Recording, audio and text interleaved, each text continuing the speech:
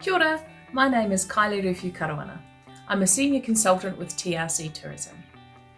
TRC is a global leading consultancy delivering inspiring solutions for our tourism, recreation and conservation clients around the world. In partnership with Hamilton Waikato Tourism, we've developed a series of small videos to assist you in developing your experiences and helping you to grow your business. In this video, we're going to talk about sustainable pricing. We need to ensure that we're sustainably priced to ensure longevity and resilience in our businesses.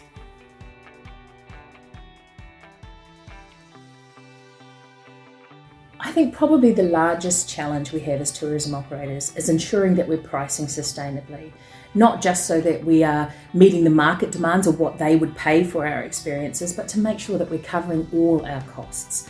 And that includes our fixed costs, our variable costs, our people costs, our raw costs. Everything needs to be accounted for. And the biggest challenge that we have is how do you charge, or how do you build in a price for your time, for your storytelling? And believe me, the values that you place within your experience and the stories that you tell have a value and need to be placed within the pricing of your product.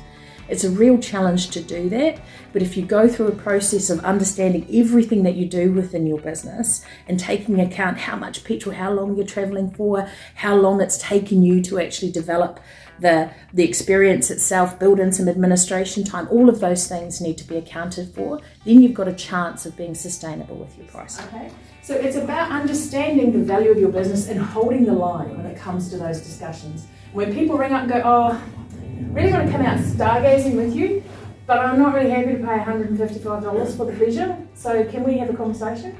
Well, no, because this is why my product is priced like this. It's up to you whether you want to come out and do it. 9 times out of 10 they'll say yes. Okay, that's fine, you've explained it to me, let's go.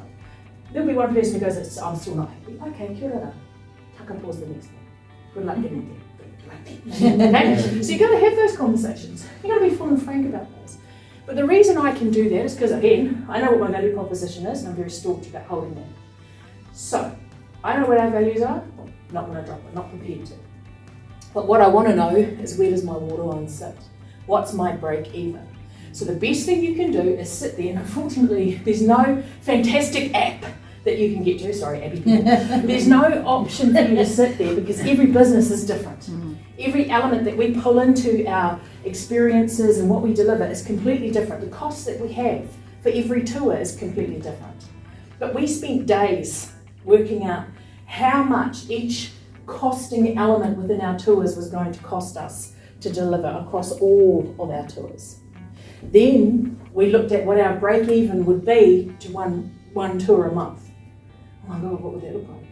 Then we looked at the average, and we were able to play with the numbers so we could get a clear representation of what was the average number of people we'd get on these tours, what's the price that we could set, so we can understand where our break even sits. And everything above that is margin. Everything above that is cherry on the top.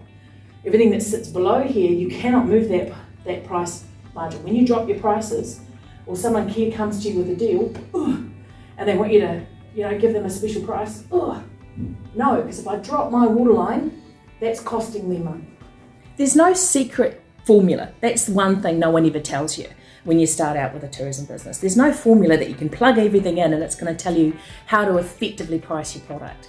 What you need to do is go through a process of understanding, what do I need to do to make sure I can deliver this product the way I want to deliver it and not break the bank when I do it, or not outcharge myself or charge so much that no one can afford to come out with me. So you've got to do this in a way that's going to work for you but also work for your visitors. Once you know what your break even is, so you've got at a point where you know this is where I'm making a margin, this is where I'm paying my salary, this is where I meet all the costs of my business, and you might have a minimum number, so I can only do that if I've got 2 or 3 people on my tour. Anything above that is jam, but we have to get that break even right. Once you've set that waterline, you can drop it. You can drop it if there is a social reason to do so. If the person who's coming out with you might be a school, it might be someone you've developed a rapport with over time as you've talked about your tour. You could drop it because of an environmental concern you want to help with, an opportunity to give back to your community. But do that knowing that you're doing it with intent and you know that it's going to cost you, but you've got a reason why. But you have to know what your break-even point is first. gosh, I really need your help because I've got this media guy coming in. I don't have the budget, but I know that he's going to write a couple of pieces for us on stuff. Thank you, Saban. So, okay, I'll take him out to stargazing. I've got a tour going on Friday. He can come out for free. Pick him up, give him the experience. Next thing, I've got 3 articles on stuff written about me doing stargazing with him and his partner. Tickety, tickety, tickety. But if you do that with the intent of knowing you're going to get a net economic negative, but you know that there will be a positive socially, culturally, environmentally, or back into the destination. Because part of our journey as operators is making sure that our destinations succeed. So what we do within our business is we've developed a spreadsheet. We haven't gone out and bought a product off a shelf, or we've tried to sign into some subscription process to determine how we're going to do this. We've actually just really basically plugged everything into a spreadsheet so we can understand the cost of our individual tours. And by doing that, we've got clear transparency of what it's going to cost us to do 1 person, 2 people, right up to 10 people or more on a particular tour. So we've got an idea of what our margins are depending on the numbers coming through, and we can also flex that with how many cancellations we might have. So if we've got weather-based activities, cancellations can cause an impact on your bottom line. So you need to make note of how many that might be and build that into your pricing structure.